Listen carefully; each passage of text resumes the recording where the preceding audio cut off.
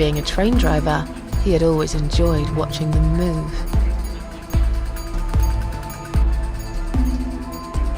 But now, his train model was moving all on its own. He was absolutely certain he'd left it switched off. And yet, there it was, running at crazy speed, remote control missing. Something was seriously wrong, and that something had entered his home now too.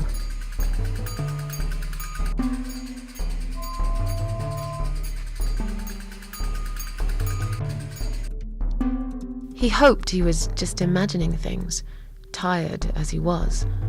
But there was another surprise waiting for him in his bedroom.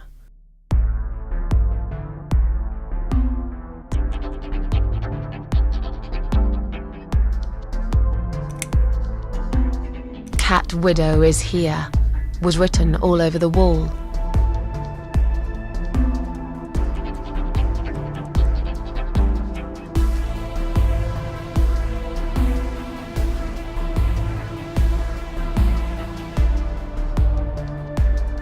Getting really scared now, he decided to call the police.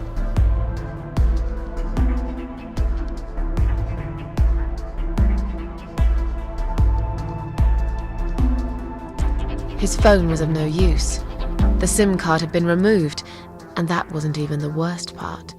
There was a photo of a black cat set as screensaver. He remembered this cat. He'd watched that strange pest control man put it in a cage and into his van. He'd looked at it through the window for a while, then pulled the curtains and went to bed.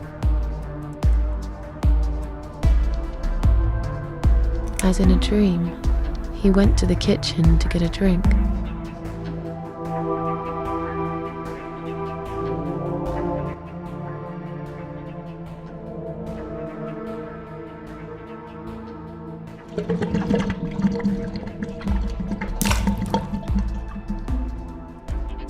There was no water. He knew there were valves in the basement that turned it off, but no one's been down there for years. He felt sick. None of this made any sense.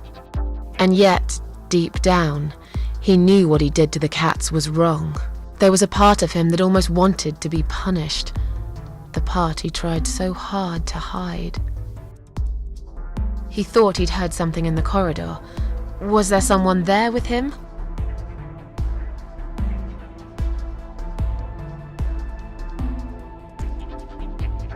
His head was spinning.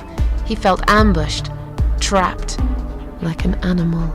He had to get out of there. He stopped, paralyzed. He'd heard something right in front of him. A whisper.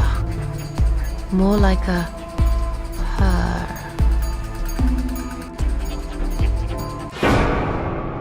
She was there, in the dark corner of his living room, waiting. Black veil covering that pale, dead face, and yet he could almost feel Cat Widow's eyes piercing through him.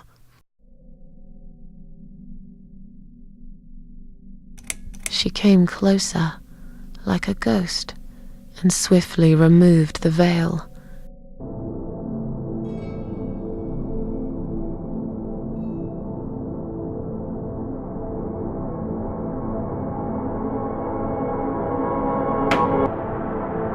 She came back for him, to take him to the river, to make him pay for what he'd done. As he looked into her eyes, he could feel the world spinning around him, his knees go weak, his pants suddenly wet around his crotch. As much as he hated life, he didn't want to die either. Inside, he was just a big, stinking coward. And then he fainted.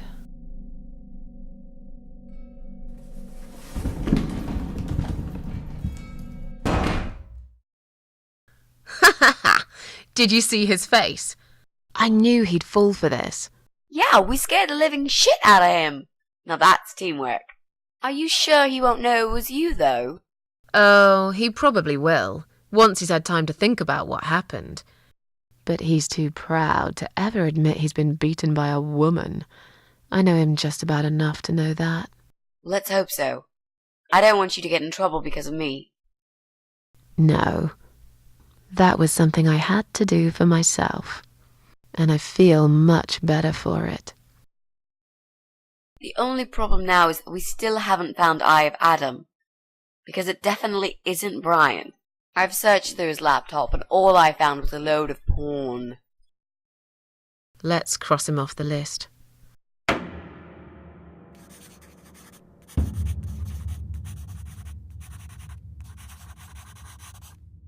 Well, that means we've checked everyone. We've hit a brick wall. Perhaps I was wrong. Maybe he doesn't live here at all. I think we need to sleep on it, and we might get some more ideas in the morning. Shall we head back home? Yeah, I do feel tired. You're right, we need some sleep. Really wish there was an elevator in this building.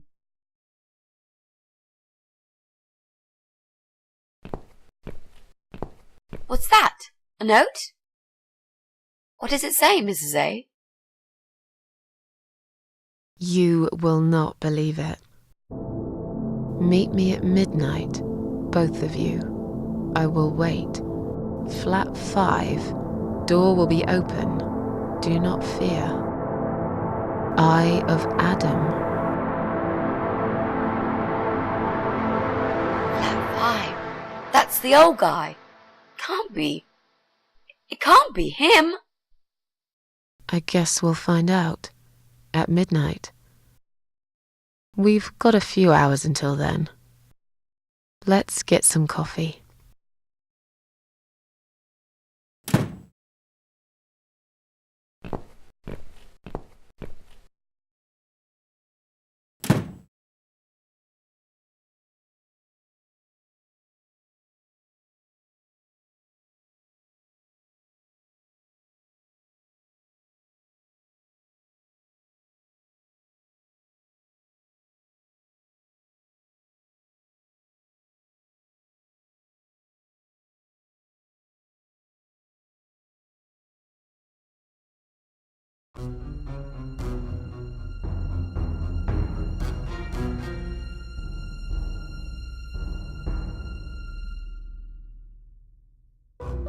It's just you and me, my love.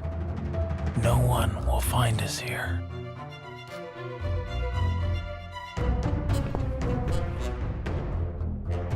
Stop worrying, Ivy. It will be all right. I will always love you. You know that. I'm gonna make you all better.